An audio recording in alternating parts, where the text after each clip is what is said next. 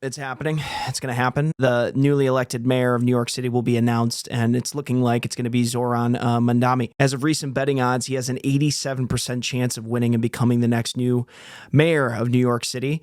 And, for people that don't know who he is, here's a little bit about who he is and what his background is. Zoran Mandami is a 33-year-old socialist who's Muslim. He hasn't been a U.S. citizen for even that long.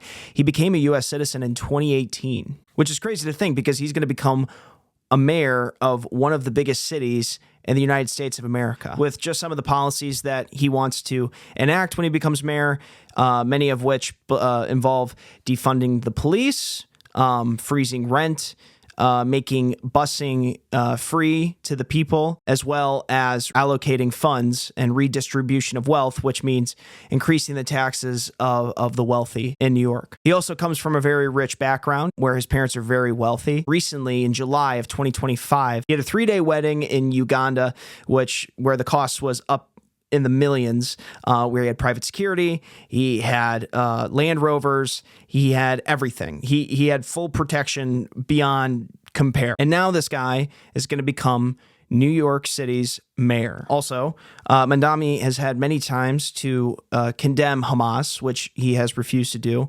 as well as admit that 9/11 was a horrible thing. He's also been involved with co-conspirators that were involved in the 1990s bombings on the Twin Towers back in the day. So he's not a typical New Yorker. He hasn't been a U.S. citizen for that long. He's only been a U.S. citizen for less than a decade. He completely wants to do a total socialist regime change when it comes to New York City.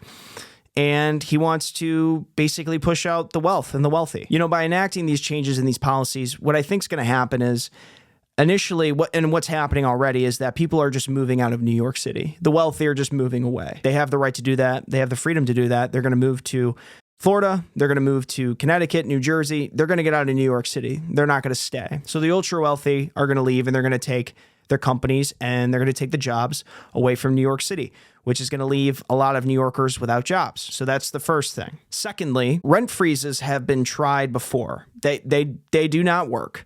What happens is that real estate is a business, and a lot of people that own properties in New York City are trying to turn a profit. What happens is when you freeze rent prices and people aren't allowed to make money, this already took place. This already had been tried in 1970s New York, where they froze the rent there, and people realized, well, I'll just make more money on collecting the insurance if I just burn down the building. And that's exactly what happened. People just burned down their buildings because they made more money on the insurance so they could get out of the property that they had owned. And we might see that happen again. Also, defunding the police. He believes that defunding the police that's a huge positive for New York City. He also feels that, crime should be deregulated. He feels like more criminals should be on the street. You're going to end up with less cops because they're not going to like this guy as a mayor, and who constantly belittles the police enforcement and talks about constantly cutting their budget, which is what he's going to do when he becomes the mayor of New York City, which is going to lead to total mayhem for the city. Things are going to get really, really bad. And the youth of New York City, they want this. A lot of them are for this. They totally are manipulated and brainwashed into thinking that this is the best case scenario for New York City rather than Chris Cuomo. Now, Chris Cuomo in the past has been kind of like a sleaze and a liar.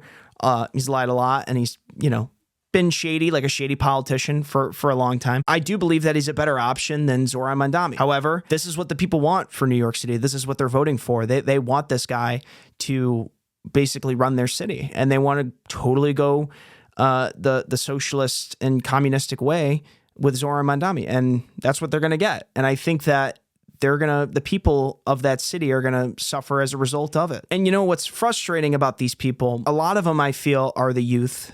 It is the youth that is voting for this guy.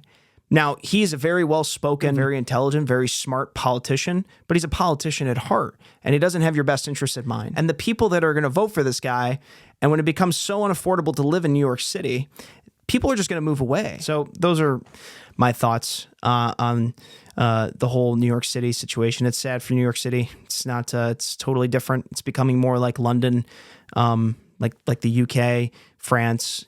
These other countries, and that's where New York City is heading. And it's sad to see our cities are kind of crumbling, and they're kind of taking a wrong direction. And hopefully from, after this guy becomes mayor, after this guy's mayor, and after his term is served, hopefully New Yorkers learn their lessons. So let me know what you guys think. Thanks.